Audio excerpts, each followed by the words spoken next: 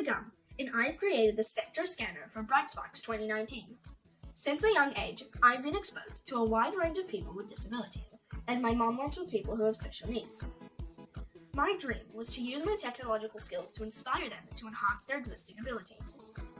I came up with the idea to make a scanner that can sense colors and vocalize them. There are 3 kinds of color blindness that are based on photopigment defects which occur in the eyes. These pigments correspond to the blue, green, and red light filters in our eyes. There's red-green color blindness, which is most common, then blue-yellow color blindness, and completely blind, which is the rarest. Blind people have no concept of what color is. However, they know that the ocean, for example, is blue because that's what they've been told. As a result, they are not aware of the colors of clothes they wear or any other colors of objects around them. It can help blind people in many ways. One way is to help them manage their waste efficiently.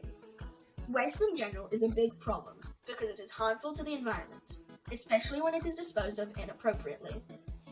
The scanner solves this problem by helping blind people separate their waste between the different colored bins. My scanner is the ideal device for blind people because it introduces a new way to know colors and place rubbish in the correct bin. I chose to use the RGB system because it is more accurate and uses a wider range of colors. I did some research and found CMYK, cyan, magenta, yellow, and black. CMYK is another system the Arduino is compatible with. Although the RGB range is very useful, the colors that are being detected from the TCS34725 sensor don't show up as the same color on a computer screen. I chose to use the TCS34725 sensor because it is the most developed version and detects the color very accurately.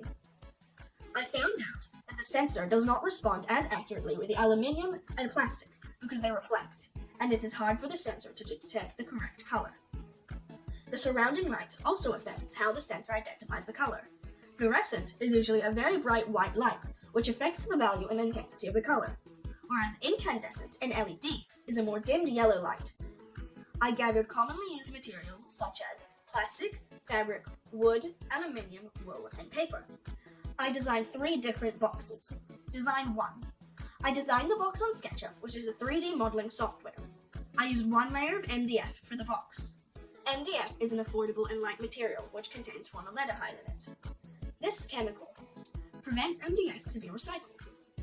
1 layer of MDF was fragile and was not durable enough to carry the electronics. Therefore, it was not reliable. Design 2. This time, I used polypropylene, which is a recyclable polymer. It is also a light and affordable material, which can be easily transferred between places. However, this material can easily bend. The electronics could not be attached properly since it was too soft and thin. Design 3. I designed the box on Tinkercad and used a 3D printer to print it out. I used wires, a soldering iron, a battery hose, a battery, a TCS34725 sensor, an Arduino Mega, an SD card, breadboard, hinges, nuts, screws, Velcro, 2 buttons, and tape. The box was sturdy enough to hold the electronics, as well as the buttons and the Arduino Mega. The material used in 3D printing is polylactic acid, PLA. PLA is recyclable and biodegradable. It was the most affordable material out of them all. Making a box out of PLA served my purpose ideally. The box is portable, aesthetic, and very reliable. As an assistive tool for colorblind or visually impaired people, especially for those that are passionate for the environment and keeping the planet clean.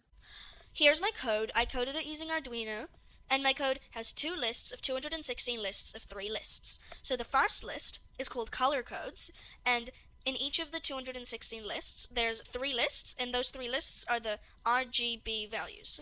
And then the second list is called file names, and it corresponds to the number here. So for example, number 216 is white, so number 216 on this list will be white.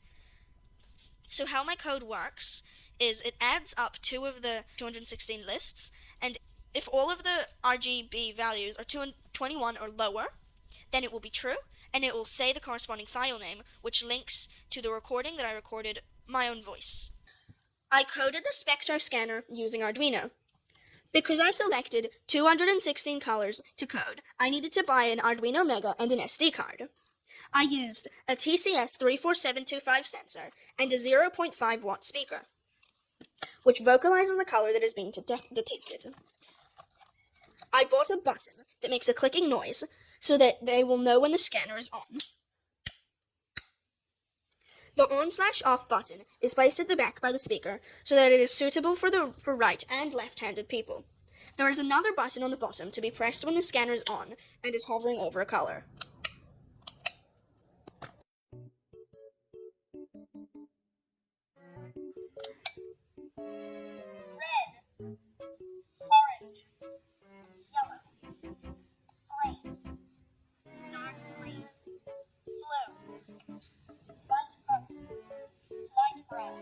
Now I'm going to test the scanner on the following materials: wool, tinfoil, wood, plastic, and fabric.